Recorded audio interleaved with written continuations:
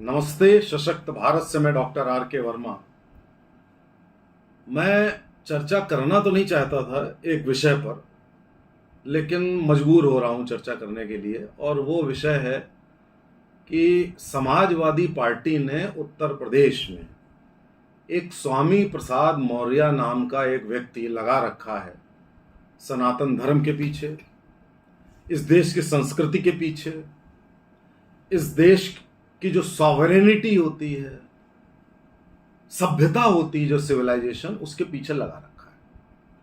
इस उम्मीद में लगा रखा है कि ये आदमी जितना डैमेज कर सके इस देश की संस्कृति को, सभ्यता को, सनातन धर्म को, देश की अस्मिता को, जितना ये डैमेज कर सके उतना ही इसको वोट मिल जाएगा समाजवादी पार्टी को, अल्पसंख्यकों का। अल्पसंख्यक तो वो होते नहीं है, वो सेकंड बिगेस्ट मेजॉरिटी होते हैं, लेकिन उनका वोट पाने का तरीका क्या क्या है वो मैं आपको बता रहा हूं। यानी कि अगर सनातन हिंदू को गाली दोगे, रामचरितमानस को गाली दोगे, भगवान को गाली दोगे, कहोगे कि हिंदू धर्म नाम की कोई चीज ही नहीं होती, संस्कृति को गाली दोगे, ब्राह्मणों को गाली दोगे, तो इससे क्या होगा कि एक वर्ग बड़ा खुश होगा और वोट मिल जाएंगे। मुझे एक बात नहीं समझ में आती कि इस देश में एक वर्ग के लोग कितने लोगों को चाहिए।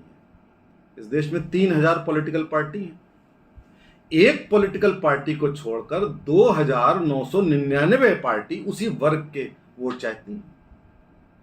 तो कितनों को उस वर्ग का वोट मिलेगा भाई? क्या वो डिवाइड नहीं होगा? तो इतनी अकल आप लोगों में नहीं है, इतनी अकल इन राजनीतिक पार्टियों में नहीं है कि भाई एक तुम 15-18% लोगों का वोट लेके कैसे सत्ता हथिया लोगे भाई, जो तुम ऐसी चीजें ऐसे लोगों को लगा देते हो।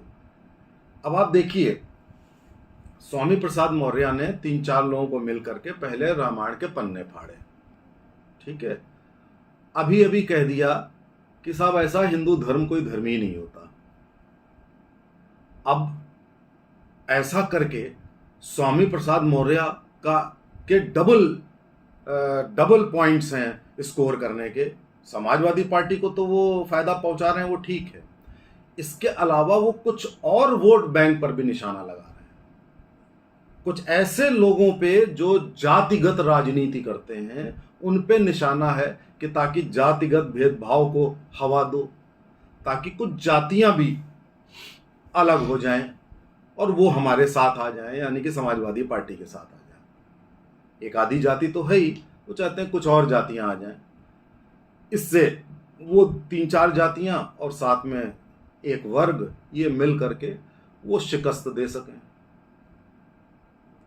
तो मेरा ये कहना है कि जो स्वामी प्रसाद मौर्य टाइप का आदमी है, इसको मैं वीडियो बना रहा हूं, लेकिन मैं फिर भी राय दे रहा हूं कि इसको ध्यान देने की जरूरत इसलिए नहीं है कि हमारे सनातन धर्म में, हमारे हिंदू धर्म में क्या होता है, लोग रामायण के पन्ने जलाते हैं, लेकिन हमें कोई फर्क नहीं पड़ता है ज़्यादा।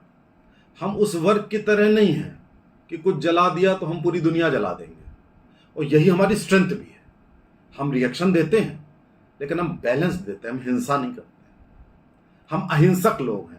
और यही कारण है कि हमारा सनातन धर्म बचा हुआ है, क्योंकि हमारे मंदिर एक बार तोड़ दिए, 40,000 50,000 औरंगजेब ने, मुगलों ने, सबने मंदिर तोड़ दिए। क्या हुआ? क्या सनातन धर्म खत्म कर पाए? नहीं कर पाए। बाहर का मंदिर तोड़ोगे, घर में मंदिर है। घर का भी तोड़ दोगे, हमारे शरीर में मंदिर होता है। हमारे हर जगह मंदिर, हर जगह भगवान के अवशेष हमारे शरीर के अंदर होते हैं। तो कहां से तुम सनातन धर्म का नुकसान कर दोगे? तो ये एक नया ट्रेंड चला है कि पहले मुगलों ने किया, 700-800 सालों तक मुगलों ने किया, फिर उनके बाशिंदों ने किया, उसके बाद कुछ और लोग कांग्रेसियों ने किया, वामपंथियों ने किया, अर्बन नक्सल्स ने किया। अब ये इनके जैसे लोग और आ गए हैं कि भैया अब आजकल युग है कि केवल क्रिटिसाइज करो, नैरेटिव बदलो, शायद उससे कुछ हो जाए। लेकिन ऐसा होना नहीं।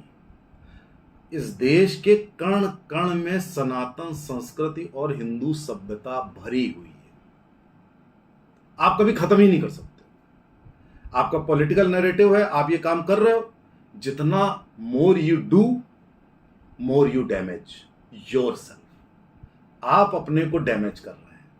ये थोड़े दिनों का ट्रांजिशनल फेज और चल रहा है, थोड़े दिनों के लिए ये और चल रही हैं ये सारी जो बातें हैं। ये मेरे ख्याल से 2-4 साल की और है बात, उसके बाद ये सब खत्म होने वाला है। दोबारा से इस देश की जो संस्कृति और अस्मिता और मर्यादा है, जो कहीं गई नहीं थी, लेकिन ये और छाने वाली है।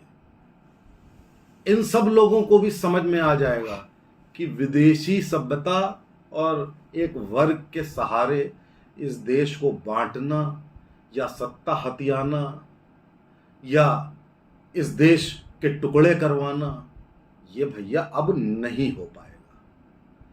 आप तैयार रहिए ऐसे लोगों के खिलाफ, क्योंकि अगर आप जागे नहीं तो ऐसे लोग कभी कभी थोड़ा बहुत सफल भी हो जाते हैं।